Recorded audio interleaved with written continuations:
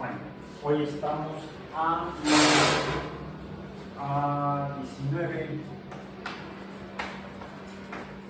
diciembre de 2022 en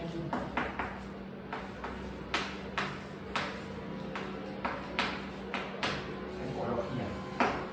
Recordamos que huella optativa, química de CBI y de ingeniería química de CBS en el trimestre 22 o otoño. Semana 10, ¿cierto? Décima semana, la última semana de labores de este año 2022, la UAM, antes de iniciar el periodo, un receso vacacional por fin de año, calendario. Y nos veríamos entonces en la semana 11 en enero, a partir de la segunda semana de enero.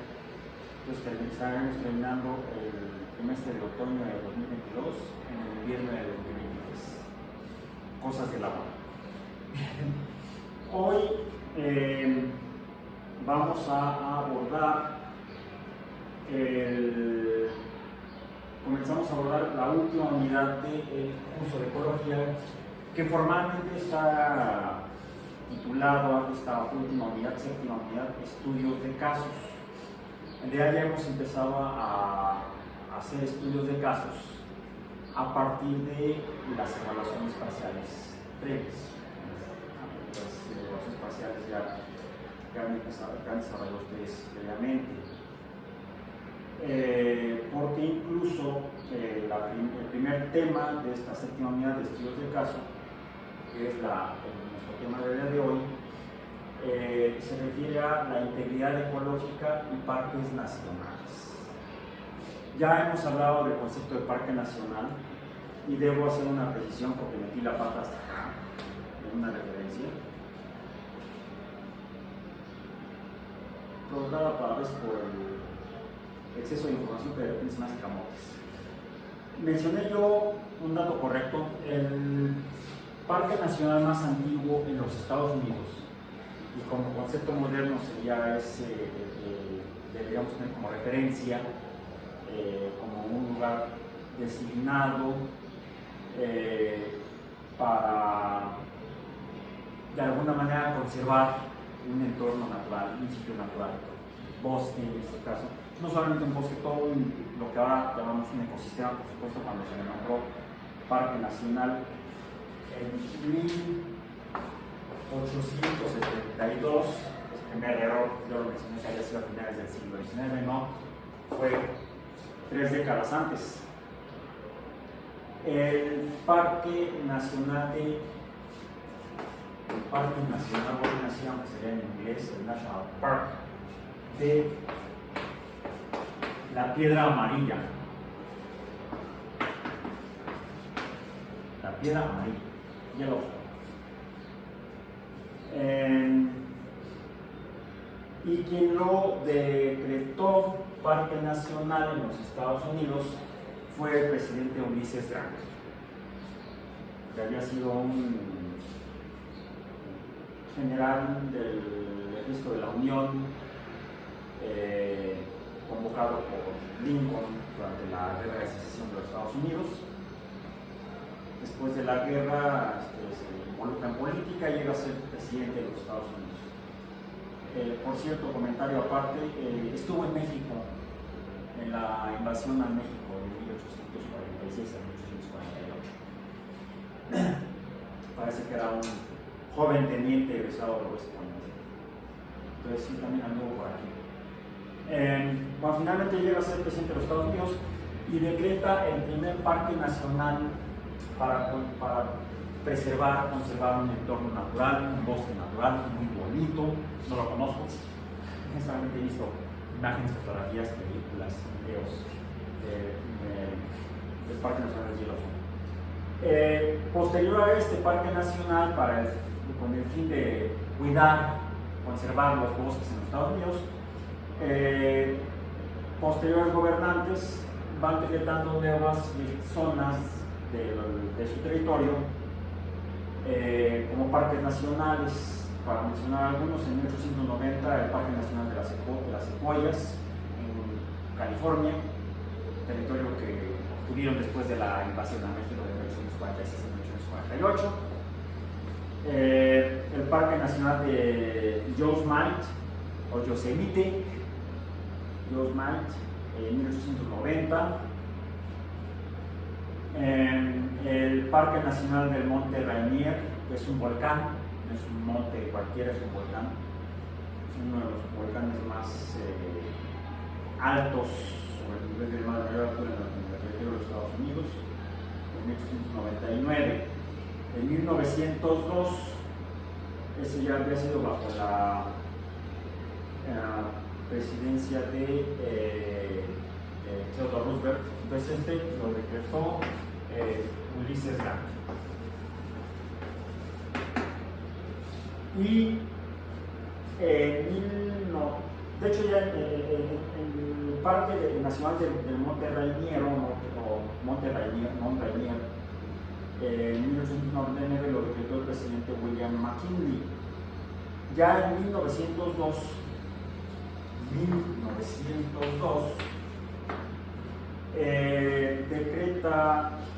se decreta por Parque Nacional, por ejemplo, el Parque Nacional del Lago del Cráter, se llama Parque Nacional en español sería el Lago del Cráter.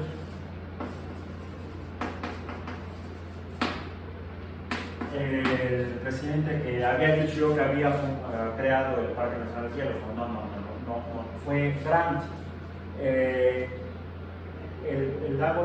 El Parque Nacional del Lago del Cráter, junto con otros más que duplicaron la superficie o el área destinada a parques nacionales en los Estados Unidos. En ese sentido sí fue en estas fechas, para ese año, principios del siglo XX, el presidente norteamericano que más áreas dedicó a la conservación en su momento fue Theodore Roosevelt,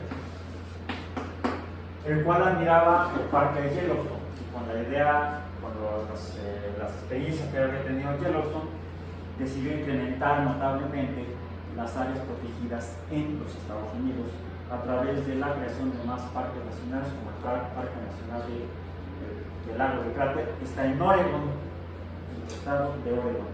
Curiosamente, todos estos parques inicialmente de los Estados Unidos se encuentran hacia el oeste del centro del continente, del territorio de los Estados Unidos, del territorio continental de los Estados Unidos, hacia la costa del Pacífico. El de Monte Rainier pues, está en Oregon, que es el estado intermedio en la costa del Pacífico. La costa del Pacífico de los Estados Unidos está ocupada por 3 estados de la Unión Americana, que son al sur California, luego Oregon al norte de California y finalmente el estado más septentrional al norte de la costa del Pacífico de los Estados Unidos es el estado de Washington, que es el que colinda con Canadá, con el territorio canadiense. Entonces ahí nada más hay 3 estados muy extensos territorialmente, a diferencia de los estados de la costa del Pacífico del Atlántico, que fue donde llegaron originalmente y fundaron sus 13 colonias, de las cuales a partir de su declaración de independencia de la corona británica en 1776 se establecieron como una nueva nación conformada por la unión de 13 excolonias británicas. De ahí que se hayan nombrado a sí mismos como los Estados Unidos de América, 13 estados fundados, unidos en una federación, una nación federativa, pero una sola nación formada a partir de 13, lo que podrían haber sido 13 naciones Estado, pero decidieron unirse y así fue como surgió ese país con el que hacemos fronteras hacia el norte. Y esto fue algo que desarrollaron a partir de finales del siglo XIX y a lo largo del siglo XX.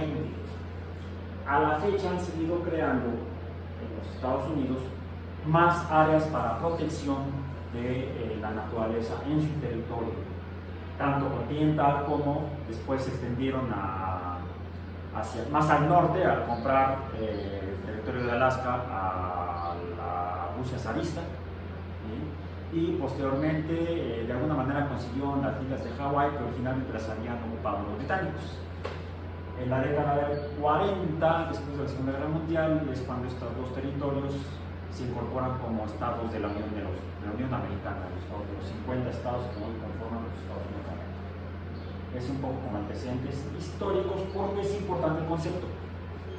Porque en México se toma como ejemplo en 1917,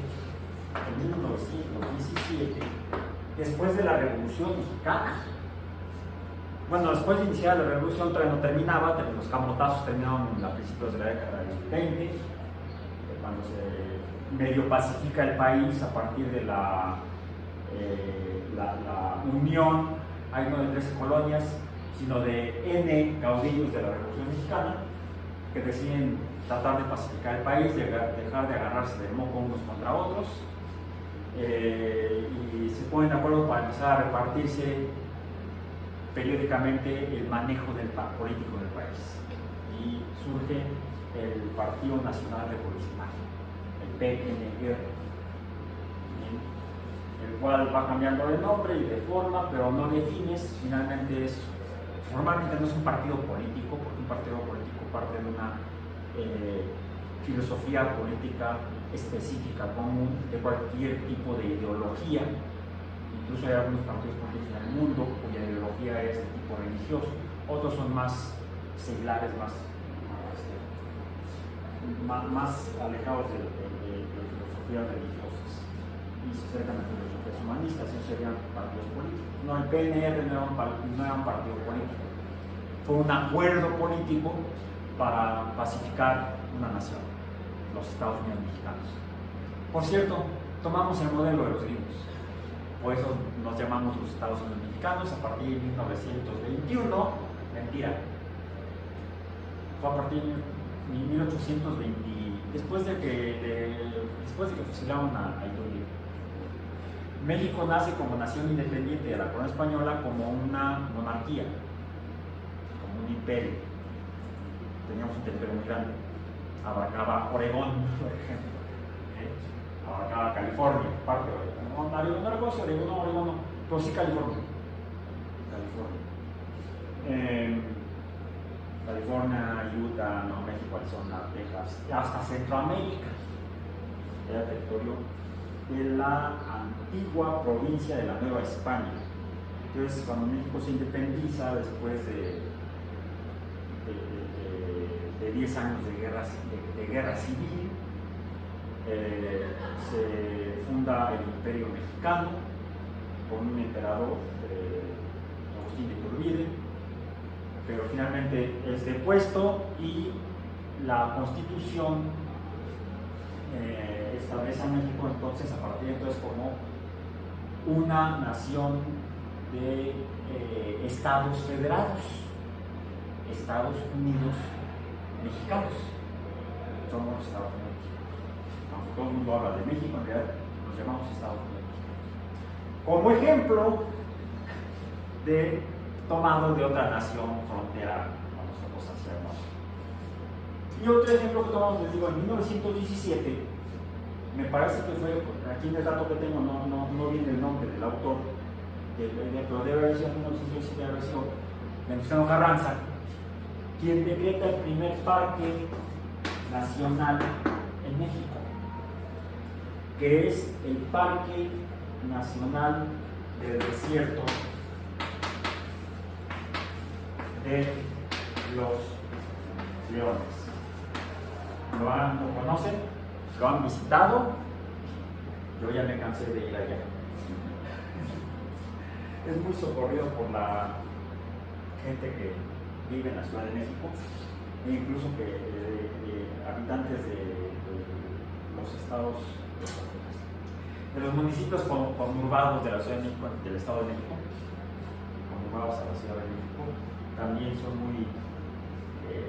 suele haber mucha gente aficionada a visitar el Parque Nacional del Desierto de los Leones, el cual es un bosque de coníferas, un bosque de pino encino. Es un bioma de bosque templado, donde abundan las coníferas de diferentes especies, con la idea de conservarlo, con la idea de cuidarlo.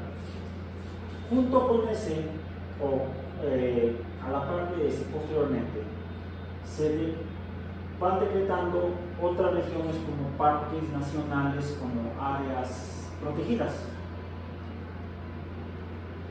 El siguiente fue el Parque de Villagigedo, posterior al Parque del Desierto de los Leones. Y como ese se decretan otros parques, como el Parque Nacional de los Remedios, también desafortunadamente se empiezan a hacer todos alrededor de la Ciudad de México. Digo desafortunadamente porque hay muchas otras regiones, muchas otras zonas, muchos otros biomas distintos al del bosque. No sé si lo hicieron por alguien diga que se parece a esto. El Desierto de los Leones, que no es ningún desierto, ni hay leones, es un bioma con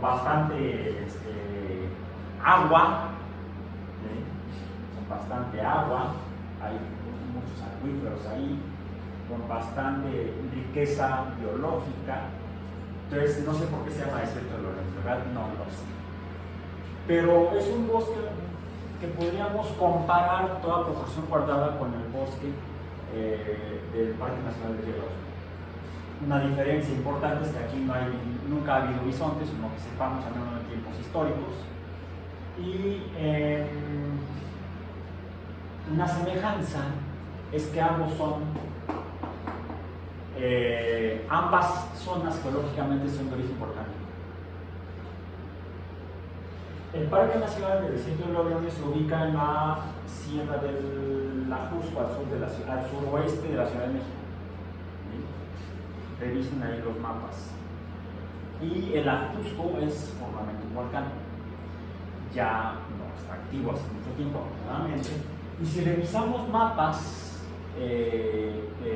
topográficos, vamos a encontrar una gran cantidad de cráteres en la zona, cráteres de origen volcánico.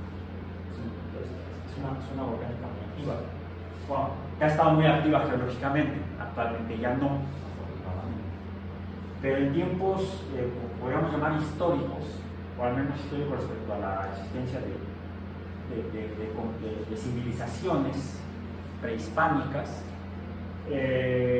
los volcanes de esta zona del altiplano, la zona de lo que sería el altiplano en particular de la cuenca del Valle de México, ha presentado actividad volcánica en tiempos que podría llamar históricos porque ya habría, si bien no tenemos documentos escritos, que es lo que formalmente da lugar al concepto de historia, sí podemos encontrar al pie de la Sierra del Ajusco, al sur de la Ciudad de México, una zona arqueológica muy importante y rica que nos presenta evidencia del desarrollo de una civilización bastante avanzada, no porque tuvieran ovnis, por ejemplo, o comunicaciones extraterrestres, como en algunos conspiracionistas extraterrestres, pero sí una civilización proporcionalmente para la época bastante avanzada, que es la civilización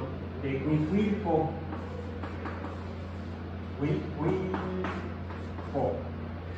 Huihuilco actualmente se conoce como una zona arqueológica, que son los restos de una comunidad, de una civilización que se desarrolló al sur del lago de Texcoco, del antiguo lago de Texcoco. Entonces, por favor, revisen esto. Porque vemos entonces que esta zona de la cual forma parte como bioma y como zona biogeográfica del Desierto de los Leones, permitió el desarrollo de una civilización bastante rica en su momento. ¿Sí? Entonces, presentó o ofrecía recursos bióticos importantes para el desarrollo de una comunidad como la que fue Huilco. Recomendación, si pueden en este periodo de 2 semanas que vamos a tener, pues si pueden darse una vuelta ya sea a la zona arqueológica y o al Museo de Antropología, si es que ya se puede entrar, pues espero que sí, para que vean, se documenten respecto a lo que se ha estudiado de ambas zonas. De hecho hay un pequeño museo de sitio en Huilco. De hecho, de hecho la escuela de antropología, la Escuela Nacional de Antropología, está ahí. Es como si la UAM estuviera, no sé, hidrobiología de la UAM estuviera en Isla Mujeres o en Cozumel. ¿Sí? Seguramente no está ahí, está en la ciudad de Estén, está en Talapa. Además no es biología marina, es hidrobiología. ¿Sí? Okay. Algo que podemos observar entonces es que el desierto de los Leones, afortunadamente, y hasta a pesar de estar en la periferia de la ciudad más grande del país, todavía se conserva en bastante buen estado. Sin embargo, sí podemos observar que no se ha logrado preservar como quizá lo hubiera conseguido o deseado el presidente Carranza cuando la decretó, ¿sí? Porque finalmente se han explotado los recursos de la zona del bosque del desierto de los Leones. Mencionaba yo que se detectaban otros parques también posteriormente, también alrededor de la Ciudad de México, y por ejemplo en abril de 1938, déjenme borrar aquí el dato de Huilco, en 1938, bueno, esta es una diferencia, en el bosque en la zona la zona biogeográfica del desierto de los Leones se desarrolló una civilización muy avanzada como fue la de Huilco, cosa que no sucedió en Yellowstone. Yellowstone probablemente haya sido visitado, haya sido un lugar de paso de naciones norteamericanas nativas, pero ahí no hubo, como ya hemos mencionado, formalmente el desarrollo de sociedades sedentarias, ciudades, como si lo hubo en Mesoamérica. En Norteamérica, quizá por lo extremoso de las condiciones climáticas, fue que no se pudieron desarrollar ciudades como si se hizo en Mesoamérica, Centroamérica, incluso en Sudamérica, en la cordillera de los Andes, al menos la sociedad andina, la civilización inca.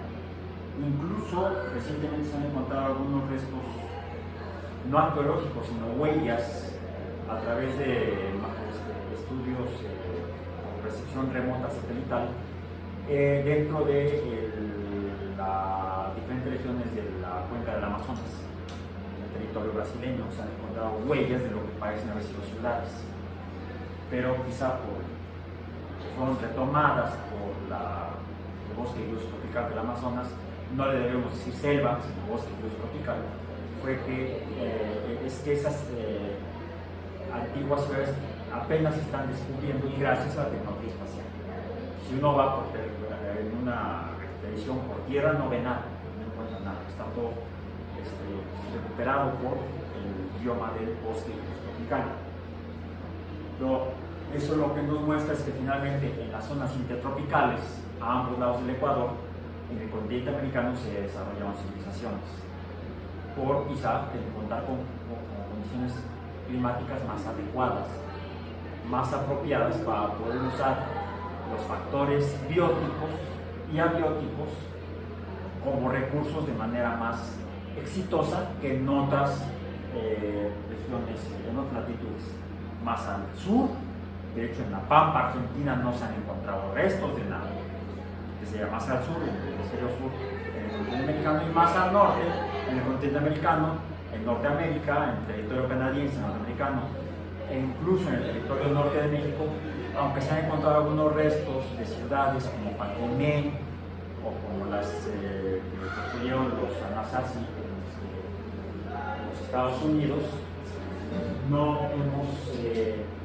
hay evidencias de que hayan sido asentamientos continuos, sino más bien estacionales, ¿sí? Dependientes de las condiciones de las estaciones del año. O sea, como que eran lugares donde estaban durante el verano, durante el invierno del norte, y quizá al llegar el verano tenían que emigrar por los extremos del clima. Algo similar sucedió en Eurasia, donde también desafortunadamente no se ha hecho investigación suficiente en África. Fuera de la zona noreste, en la zona de la cultura egipcia y un poco más al sur, no se han encontrado, en la zona de Sudán se han encontrado algunos restos de civilizaciones, donde parece que también la presencia del río Nilo, la existencia de agua como recurso abiótico ha sido fundamental para el desarrollo de sociedades en ciudades. Okay. Pero eso nos lleva al hecho de que al usar los recursos, las mismas ciudades, ya lo hemos comentado, quizá hayan causado su propio decaimiento social por la sobreexplotación de los recursos naturales a su disposición. Parece que no hemos aprendido porque, decía yo, en 1938, y le debe haber tocado al presidente Lázaro Cárdenas, se creó el Parque Nacional, o se decretó el Parque Nacional de los Remedios, en el municipio de Naucalpan, al norte de la Ciudad de México. ¿Lo conocen? Yo ya fui una vez y es deprimente. Prácticamente no existe. Prácticamente desapareció porque por la negligencia de los gobiernos desde 1938 en adelante no se impidió su urbanización. Está urbanizado. Un parque nacional urbanizado. Sigue dentro de la lista, quizá con una lección que debemos aprender. ¿Sí? Es más, hay unas instalaciones de la UNAM, hay una que está ahí junto al Parque Nacional de los Remedios. Fue por eso que conocí lo que queda del parque, porque me invitaron a dar una charla allá en el puerto, ¿sí? Y sí es interesante ver cómo todavía, bueno, eso fue a lo largo del siglo XX, ¿sí? Como que había muy poca conciencia fuera de los gobernantes que decretaban en México los parques nacionales, como que no se lograba permear esta intención a la sociedad, a las personas, y las personas finalmente son las que usan y abusan los recursos. Pues fue por eso que hoy en día, con el fin de proteger ecosistemas,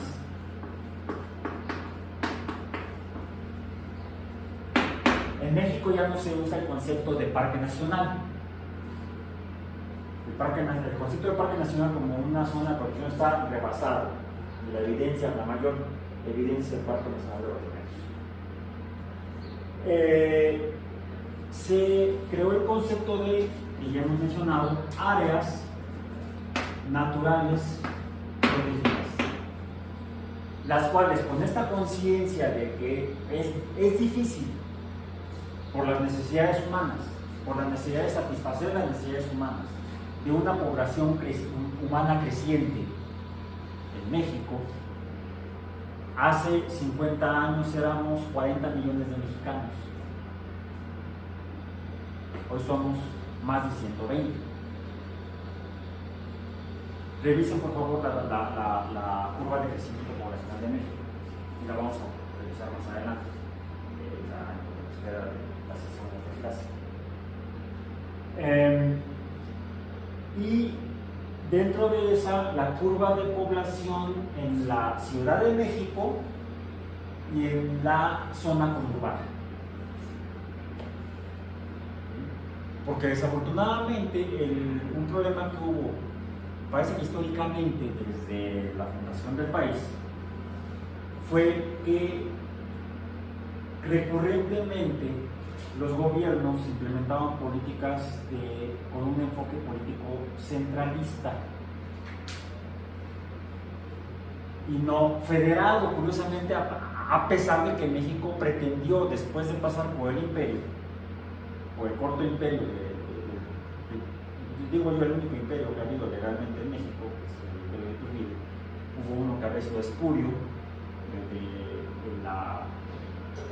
el que se impuso por la invasión francesa de Maximiliano, esa vez un gobierno espurio, por lo tanto no legal.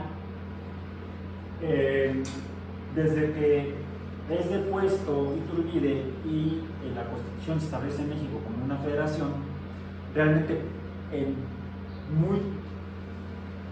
menores periodos de la evolución histórica y política del país se ha administrado, se ha gobernado con políticas de tendencia federativa o federal, es decir, como una relación o unión entre estados soberanos que colaboran para el desarrollo equitativo de cada uno de las poblaciones de estos estados. Y no, desafortunadamente, históricamente en México se han implementado políticas que tienden a beneficiar a la capital, a la cabeza capital del país, siendo esta, desde su fundación, la Ciudad de México. Quizá un poco con la imagen que se tenía de la monarquía española, que era una monarquía también centralista. En su momento, aunque España surge de la unión de dos reinos, Castilla y Aragón, finalmente se centra en la capital, en la metrópoli de Madrid. Y también, si revisamos la historia sociopolítica de España, es así, las monarquías españolas gobiernan para el centro. Sí se expanden por el mundo y llega un momento que dominan el mundo porque tienen territorios que dependen de la corona española y del imperio español en los 5 continentes. Por supuesto, en Europa, la península ibérica, al sur de Europa, parte del territorio del Sahara, todavía el Sahara español, en América, pues casi todo el continente americano es dominado por la corona española. En Oceanía, varias islas, entre esas las Filipinas e incluso parte del territorio del sureste de Asia. Sí, en Asia fue menor la presencia española, pero sí la hubo, ¿sí? Al grado tal que no recuerdo, hubo un rey español que decía que en su imperio el sol no se ocultaba. Siempre había una pequeña región del imperio español en la cual era de día, era global el imperio español.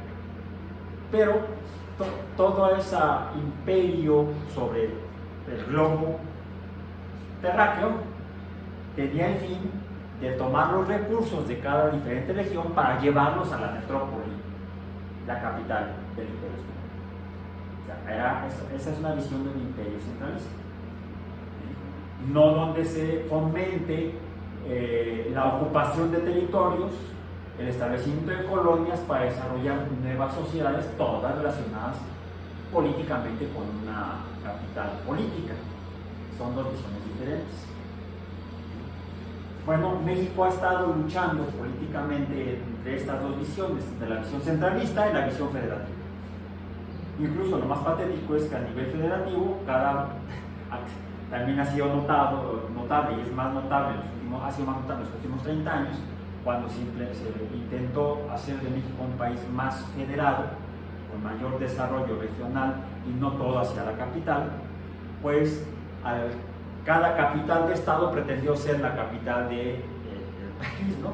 Y empezó a haber ahí una estirilla floja de, no, pues ya no, yo soy mejor que la Ciudad de México, yo Guadalajara soy mejor que la Ciudad de México, yo Monterrey soy mejor que Guadalajara, la Ciudad de México, no, yo Puebla soy mejor que los otros.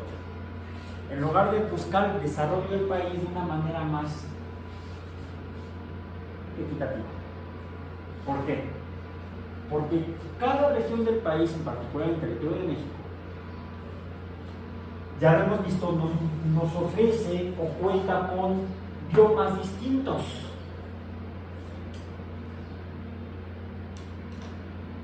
Encontramos bosque templado en las zonas de, como México no está en una latitud de clima templado, está en una latitud tropical, entre el trópico de Cáncer y el Ecuador, pues deberíamos encontrar biomas de tipo templado.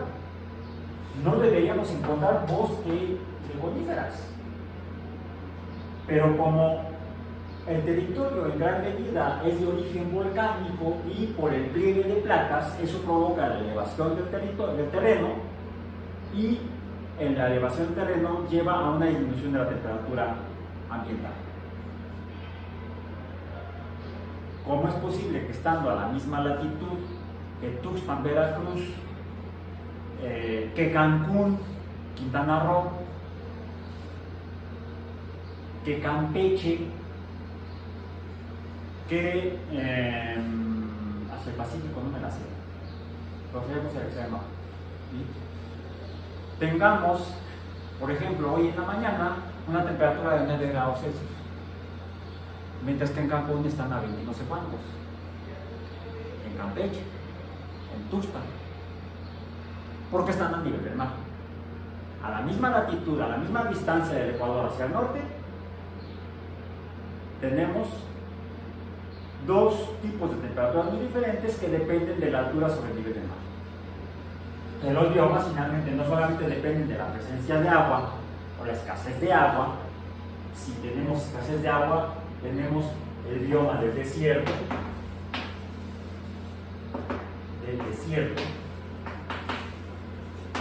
que se caracteriza por escasez de agua escasa, ¿sí? El bosque de coníferas, el bosque de coníferas tiene agua y temperaturas bajas.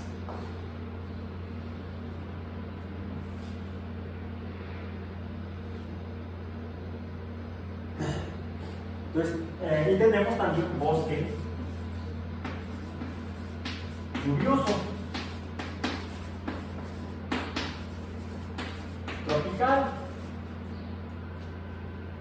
en el cual hay agua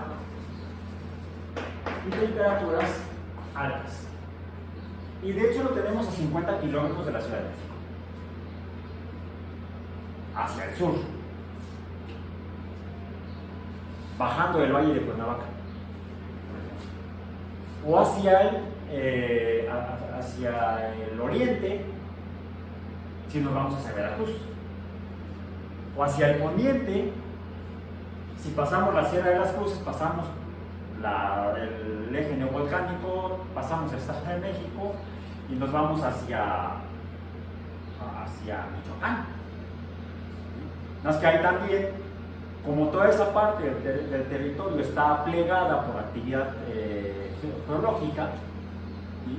Tenemos cumbres altas y una diversidad de ecosistemas correspondientes a biomas muy diversos. México es uno de los países más diversos en cuanto a climas y por lo tanto en cuanto a biomas y por lo tanto en cuanto a ecosistemas, lo que ha dado lugar a que el tipo de áreas naturales protegidas con las que contamos hoy en día son extremadamente variadas. Bien.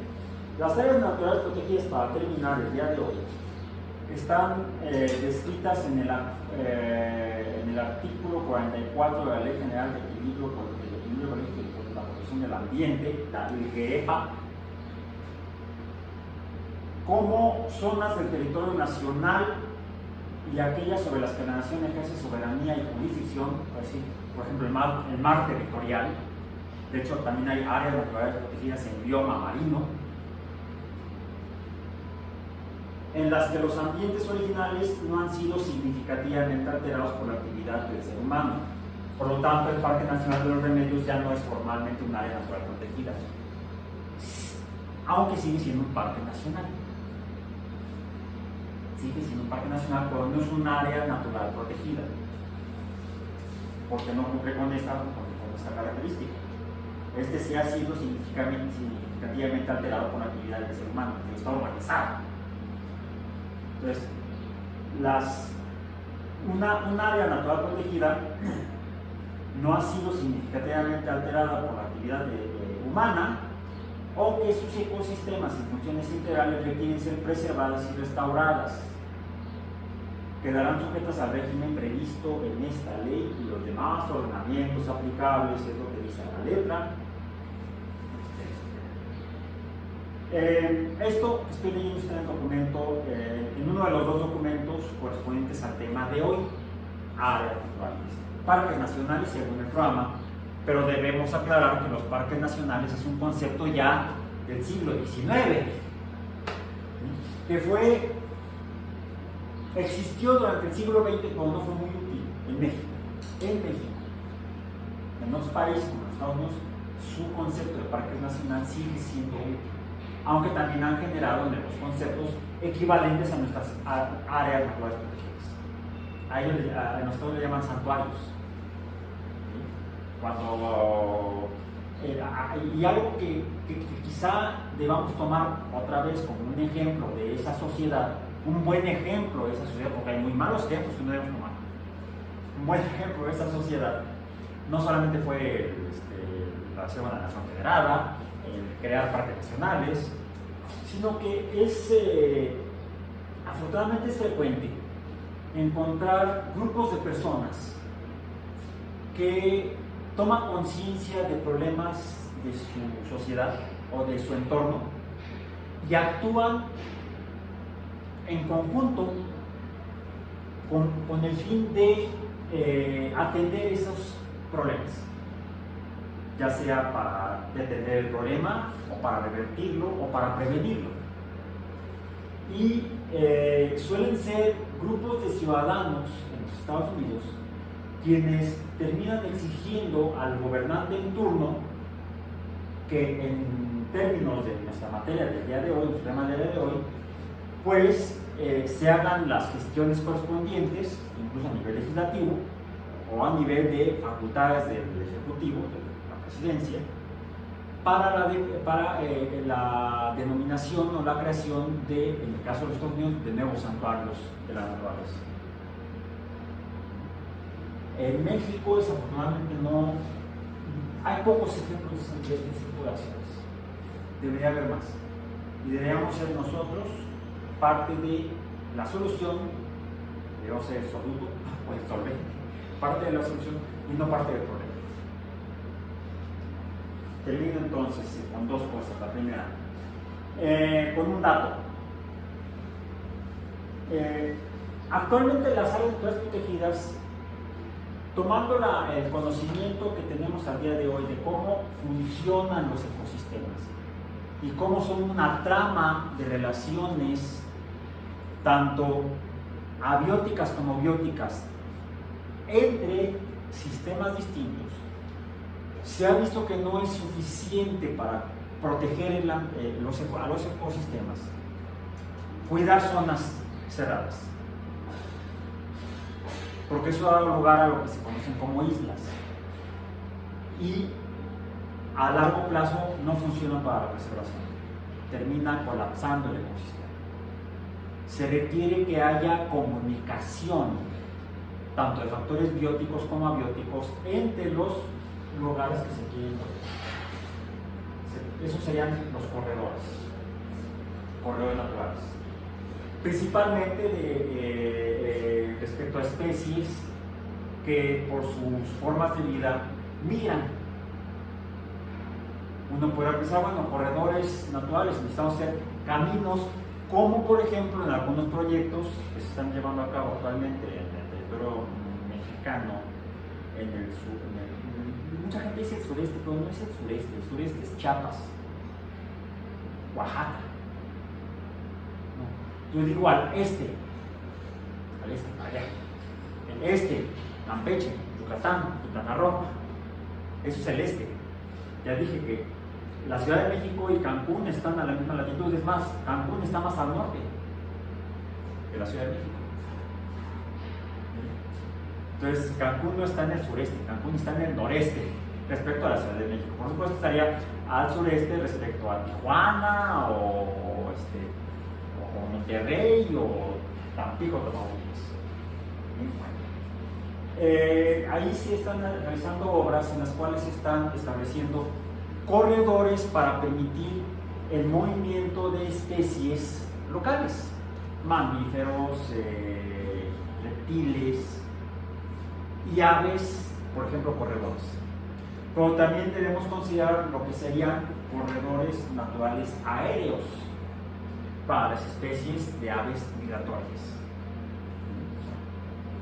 Y en ese sentido, la Comisión Nacional de Áreas Naturales Protegidas, que es la que tiene las facultades por ley, actualmente administra 185 áreas naturales protegidas federales y 382 áreas destinadas voluntariamente a la conservación. ¿Por qué? En México es muy particular porque casi todo el territorio nacional está repartido entre las personas, entre los ciudadanos, ya sea como individuos o como grupos, y casi toda parte del terreno mexicano tiene un propietario. Hay pocos terrenos que sean propiedad de la nación, a diferencia de otros países. Por eso se ha tenido que buscar la colaboración de la gente. Cerramos con la última cosa. Otro documento que necesitamos revisar es un sitio web de la CONAM donde aparece la lista de áreas naturales protegidas, que es la que yo supongo que han estado usando para sus evaluaciones. Bueno, vamos a trabajar con base en las dos evaluaciones que ya hicieron por lo que resta del trimestre, para que entonces junten la información y pasen a, ya hicieron, escogieron un área natural protegida y ya vieron cómo es. Ya hicieron la revisión, el análisis de cuáles son los posibles impactos ambientales por actividades humanas. Bueno, lo que sigue es qué podemos hacer, qué sugieren ustedes que podemos hacer con esas áreas naturales protegidas. Y con eso terminamos nuestra sesión del día de hoy. Esperando vernos el próximo miércoles al pie del edificio Guerra.